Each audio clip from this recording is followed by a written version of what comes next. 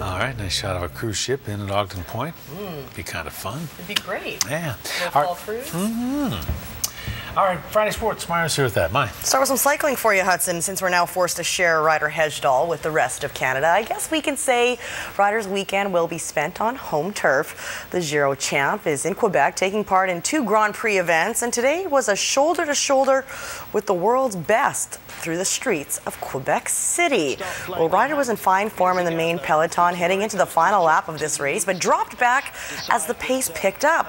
Now, don't forget, Ryder has not raced since the Olympics, so there's a little rust.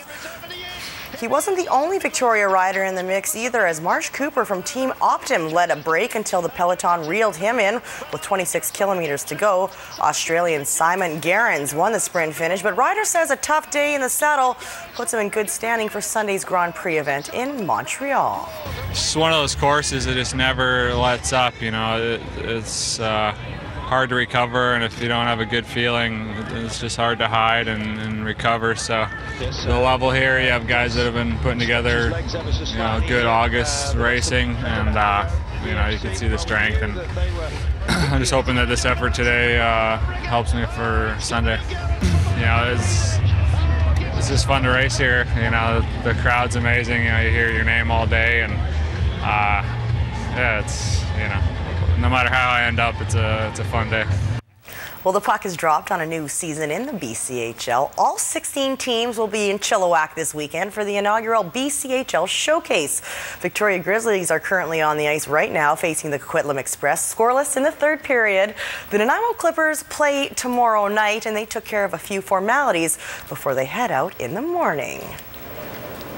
And what did they do? Well, they announced their leadership group after practice. 4 players were given letters for the 2012-2013 season. 19-year-olds Brendan Forbes and Josh Bryan are first-time alternate captains. Career Clipper Kyle Kramer will retain his A for his 5th and final year of junior hockey. And Trevor Fitzgerald came to the Clippers last season with all the traits of a consummate leader. The new guy became the guy, and expectations are even higher in Fitzgerald's 2nd term as captain. And anyone taking a shift off better be prepared to hear about it. I'm not afraid to say anything. I'm not afraid to tell guys when they need to pick it up, or pick it up myself when something needs to be done. So by example, I would say. I'm a pretty loud guy too. I like to have fun and whatnot, but you know, I just try and you know, make my play, lead by example, and do things on the ice to, you know, try and get the guys going for sure. Well, both Fitzgerald and Kramer are hoping to land college scholarships in their final year of junior. Plenty of opportunity for them to make an impression at the showcase. More on that coming up during Vancouver Island Report.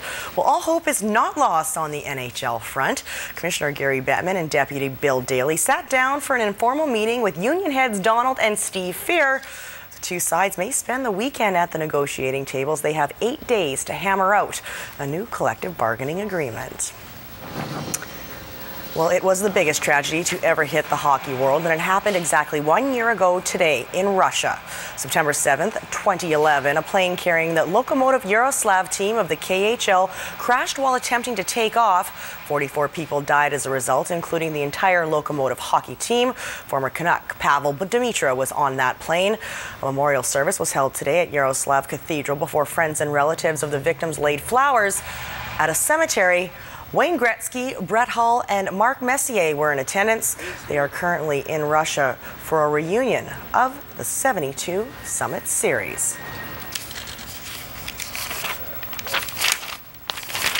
The UVic Vikes women's soccer team and men are going to kick off a new season of Canada West tonight.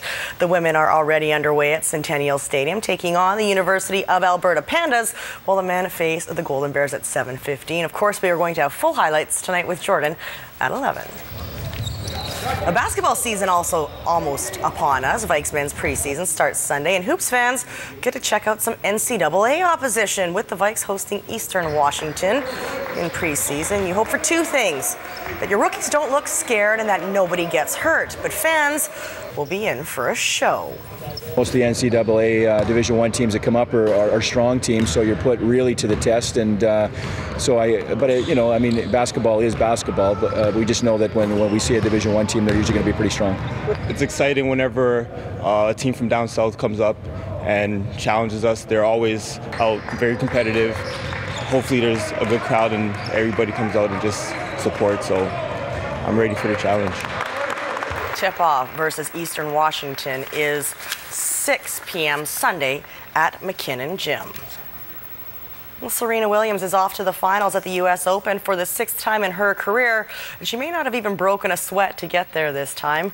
Williams disposed of Italy's Sara Errani 6-1, 6-2 in the semifinal matchup that lasted just 64 minutes. Week 1 of the NFL, and the New Orleans Saints received some good news prior to their showdown with the Washington Redskins. Linebacker Jonathan Vilma could be in the lineup. Now, Vilma was one of the players suspended in the NFL's bounty investigation.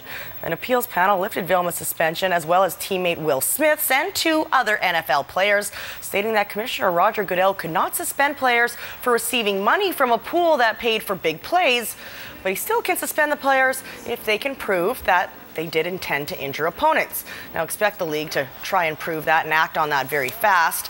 The 4 reinstated players did if they did try to hurt people. Until then, game on. What do you think? Well, I don't know. They're sending a message with that punishment, that's for sure. Right, so right now they can play unless they can prove that they did intend to injure, and if that happens, then they will be suspended after all. Yeah, how do you prove that? I mean, I don't know. I'm glad the NFL's back, though. It's fun. Sunday on the couch, that's what I'll be doing. Yeah, that's the day the weather changes, too. See, it's Good time. perfect. All right, thank you. You're welcome.